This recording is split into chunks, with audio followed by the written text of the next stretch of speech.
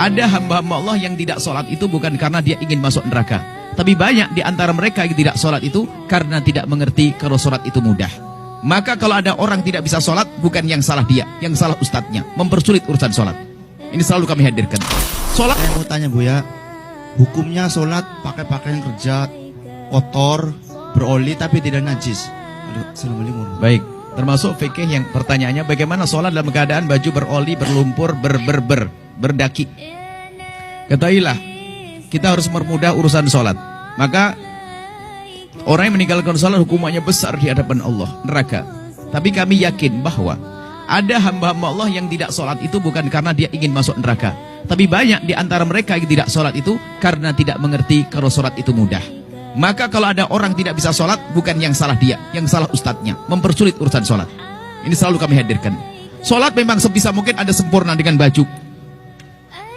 Sempurna. Baju rapi, pakai sorban, pakai sunnah meletakkan sesuatu di pundak, penutup kepala, baju rapi, pakai minyak harum dan sebagainya. Itu kesempurnaan. Anda sholat berjamaah di masjid, kesempurnaan. Cuman kan tidak semua orang seperti itu bisa. Mungkin di tengah sawah, mau sholat duhur pulang jauh, bajunya kotor, kena najis, tinggal nyebur di sungai saja, naik sudah suci kok. Sholatnya di atas lumpur, Allah senang. Ini hebat betul, pengen masuk surga maksa ini. Di atas lumpur, jangan dipersulit. Kalau bisa jamaah memang sebisa mungkin di jamaah, madhab diutamakan madhab kita Imam Syafi'i, ini sunat yang sangat dikukuhkan atau fardu kifayah. Madhab Imam Ahmad mengatakan wajib. Anggap saja ini adalah keutamaan, itu saja, jelas.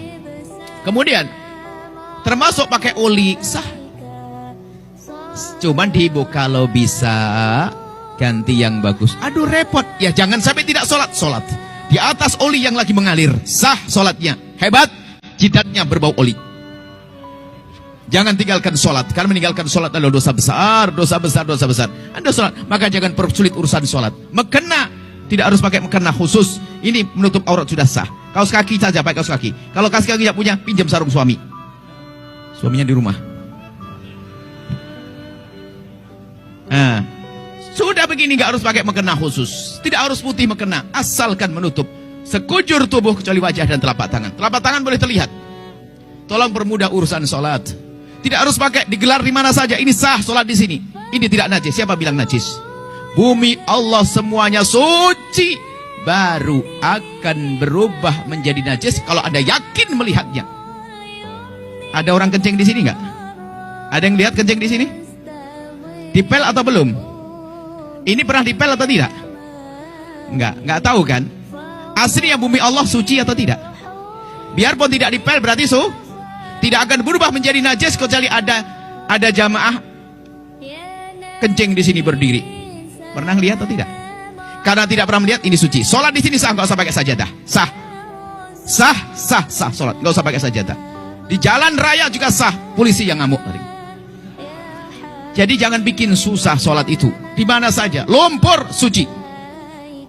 Ada orang mungkin punya baju bagus, beli baju satu dosen pulang dari Korea, bajunya hem putih bagus semuanya. Cuman makainya sebulan sekali, satu Januari 1, Februari 1.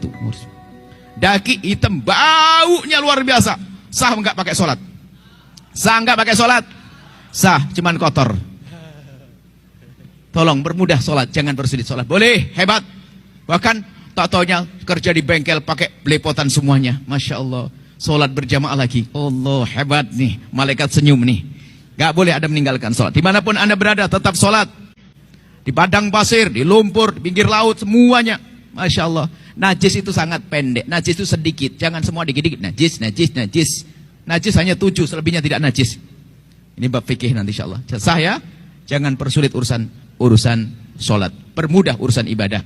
Jangan sampai ada satu pun meninggalkan sholat. Maka termasuk kemudian yang perlu kami hadirkan, mengkosor sholat tadi, mohon maaf. Saya itu lupa, kalau ini banyak pendatang. Saya pikir ini orang tinggal di sini semuanya. Maka saya ngomong, gimana sholat yang pertamanya? Sempurna atau kosor? Saya pikir Anda itu orang sini semuanya. Tatonya ada yang 5 jam perjalanan. Sama dengan saya 5 jam juga. Ya, kalau Anda musafir, Anda dalam bepergian, tujuan Anda melebihi dari 54 kilo, 84 kilo tujuan Anda boleh menjamak dan boleh mengkosor. Mengkosor itu menjadikan duhur 2 rakaat, asar 2 rakaat. Bahkan dalam madhab kita Imam Syafi'i, mengkosor sholat itu lebih bagus pahalanya. Sudah enak korting 2, pahalanya gede. Jangan ragu yang demikian itu. Jangan sok, saya masih kuat kok, gampang mampir masjid juga gampang. Nah, bukan gitu. Patuh kepada petunjuk itu lebih penting. Jelas ya? Permudah urusan sholat ya. Wallahu a'lam bishawab.